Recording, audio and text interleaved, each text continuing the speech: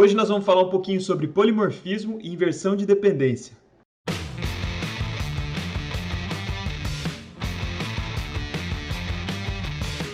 E aí galera, beleza? Polimorfismo é uma palavra que tem raízes gregas. A palavra é formada por poli, que quer dizer muitos, e morfismo, morfe, que quer dizer forma.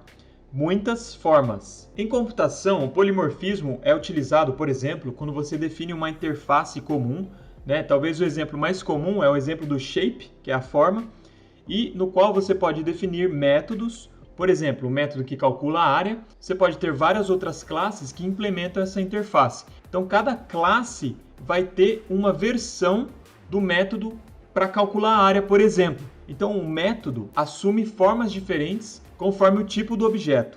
Um outro tipo de polimorfismo é o polimorfismo estático. Por exemplo, quando você faz sobrecarga de funções ou métodos, que são métodos com o mesmo nome, mas com parâmetros diferentes. Ou seja, você tem várias implementações da mesma função com tipos de parâmetros diferentes. Tem muita gente que pensa que o polimorfismo é um mecanismo que só aparece em linguagens orientadas a objetos. Isso não é verdade. O interesse por polimorfismo começou nos anos 60, né? E lá havia já dois tipos de polimorfismo, o polimorfismo ad hoc e o polimorfismo paramétrico. Linguagens como Algol e ML já implementavam alguns tipos de polimorfismo. Uma das coisas que fez o polimorfismo se desenvolver foi a descoberta que os nossos sistemas deveriam ser independentes de dispositivos. O que quer dizer isso? Nos anos 50, por exemplo, escreviam-se programas para ler de cartões perfurados e escrever em cartões perfurados. Então, o dispositivo de leitura e escrita, ele lia de cartões perfurados e escrevia em cartões perfurados. Depois de certo tempo, a tecnologia de cartões perfurados foi substituída por fitas magnéticas. E a questão era a seguinte, os programas eram escritos para lidar com esse tipo de dispositivo. Então, primeiramente, o dispositivo de cartões perfurados e depois de fitas magnéticas. Cada vez que se trocava a tecnologia, o software para conversar com esses dispositivos de entrada e saída tinha que ser alterado, porque ele era dependente do dispositivo. O problema é que o software fazia a mesma coisa independente do dispositivo. Então, como é que se fez para desacoplar o software do dispositivo? Foi com o uso de polimorfismo. Por exemplo, no sistema Unix, em C, já havia polimorfismo. Eu queria mostrar aqui para vocês um exemplo de código. Isso aí é falado lá pelo Robert Martin no Clean Architecture. Eu quero mostrar aqui um código para vocês polimórfico em C. Então dá uma olhada nesse código em C aqui que é apresentado pelo Robert Martin, tá, no livro Clean Architecture. Então esse aqui é uma função simples em C, tá, que basicamente copia um caractere, né? Então ele vai ler um caractere de um dispositivo de entrada e vai escrever o mesmo caractere num dispositivo de saída. Tá? Esse getChar é o que lê o caractere e o putChar que escreve o caractere. Essas chamadas aqui, pessoal, a essas funções, elas são polimórficas. Por quê? Da onde que o getChar vai ler um caractere? Vai depender de uma coisa que se chama stdin, que é o Standard Input, o dispositivo padrão de entrada. Tá? E o putChar, mesma coisa, vai depender do stdout, que é o dispositivo padrão de saída. Então o que acontece? Como é que isso funciona? A gente tem aqui um registro que se chama file, tá? E aqui é como se fosse no Unix, né? Então a gente tem uma interface que todos os drivers de entrada e saída têm que implementar as funções que tem nesse registro, tá? Que se chama file. Então aqui a gente tem open para abrir o dispositivo de entrada ou saída, close para fechar, read para ler, write para escrever e seek para ir num determinado lugar. Então o que acontece? O stdin e o stdout, eles vão ser caras do tipo file, tá? O que são essas coisas aqui? Na verdade, isso aqui são ponteiros para funções, tá? Que a gente não tem implementação.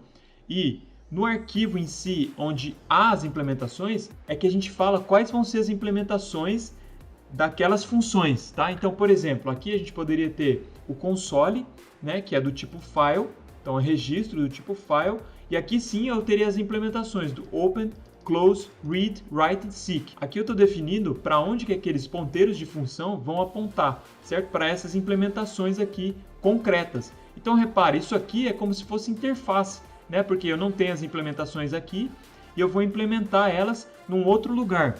E aí o que acontece? Para eu mudar o dispositivo de entrada e saída, basta eu mudar o tipo, né? Então o read e o write vão depender do tipo. Vamos olhar aqui no getChar, por exemplo. Seria uma coisa parecida como essa, né? eu faço um read no stdin, certo? E esse stdin pode mudar, basta ele o quê? Implementar aquelas funções que estão em file. E aí o que acontece, pessoal? Isso é chamada polimórfica, certo? Porque basta eu mudar o file aqui que ele vai chamar funções diferentes. Qual que é o problema do polimorfismo aqui em C? A gente precisa usar ponteiros para funções para poder fazer polimorfismo. E esse é um negócio perigoso, porque aqui eu estou definindo para onde os ponteiros vão apontar, certo? Imagina que eu aponte, por exemplo, o open para o close e o close para o open. Vai dar o maior pau, certo? Então, em linguagens orientadas a objetos, o uso de ponteiros para função, que basicamente implementam desvio de controle indireto, são feitos de uma forma estruturada, de uma forma disciplinada. Porque o que acontece? Basta você ter uma implementação da interface com nome de método igual ao nome que aparece na interface, para o compilador saber que aquilo lá vai ser uma chamada polimórfica. E aí é utilizado o Dynamic Dispatch para poder ligar a operação que vai ser chamada em tempo de execução. Mas aqui em C a gente já tinha polimorfismo, certo? Porque basta eu mudar esse stdin ou stdout para que eu possa usar outro dispositivo de entrada e saída. O código do copy, por exemplo, não vai precisar mudar. Eu posso mudar o dispositivo de entrada e saída sem mudar o código que manipula os dados que vêm do dispositivo de entrada e vão para o dispositivo de saída. Para a gente entender melhor o que é inversão de dependência. Tá? Num programa em C, você tem um main lá, que chama outros módulos. As flechinhas em verde, tá, são o fluxo de controle, né? Porque do main é que você chama alguma função de um módulo de médio nível, que chama uma outra função de módulo de mais baixo nível e assim por diante. E as flechinhas vermelhas são dependências no código-fonte, tá? Então, como o main chama alguma coisa de mais baixo nível, o código-fonte do main precisa depender diretamente dessa função. Para você poder chamar ela, você tem que criar essa dependência no código-fonte. O problema disso, você tem uma dependência direta de coisas de alto nível para coisa de baixo nível. E aí o que acontece? Se alterar uma coisa de baixo nível, você vai ter que alterar uma coisa de alto nível.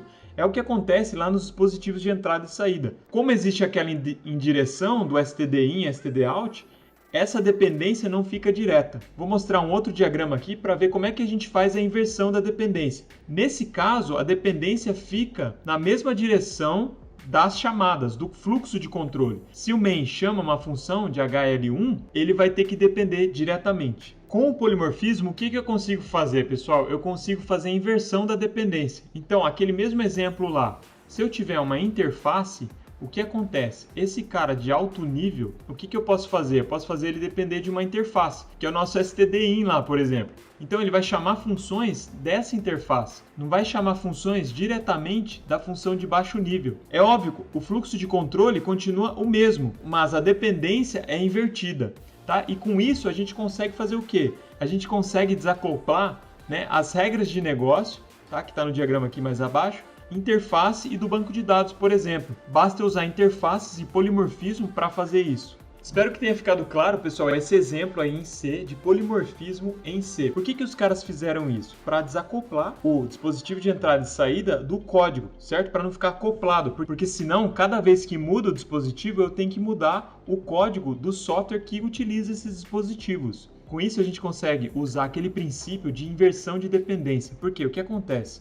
O getChar é uma coisa de mais alto nível. Se ele chama diretamente uma função do dispositivo de entrada, ele fica dependente desse cara, porque em C, quando uma função chama outra, você tem a dependência direta. Como isso é feito via o stdin, a dependência fica indireta. Eu posso mudar esse stdin sem mudar o código do getChar. Esse é o trunfo do polimorfismo, né? Que o Robert Martin diz que é realmente o que fez com que POO prevalecesse no mercado. Você poder fazer essas indireções, que são chaves para uma boa arquitetura, certo? Para você não ter dependência de coisa de alto nível com coisa de baixo nível. Então era isso, galera. Espero que tenha ficado claro aqui alguns detalhes sobre o polimorfismo e a importância do polimorfismo, que é a questão da gente conseguir fazer a inversão de dependência. Isso é chave para você ter uma boa arquitetura, na qual você pode desacoplar coisas de baixo nível de coisas de alto nível. Então era isso, galera. Fiquem com Deus e até o próximo vídeo.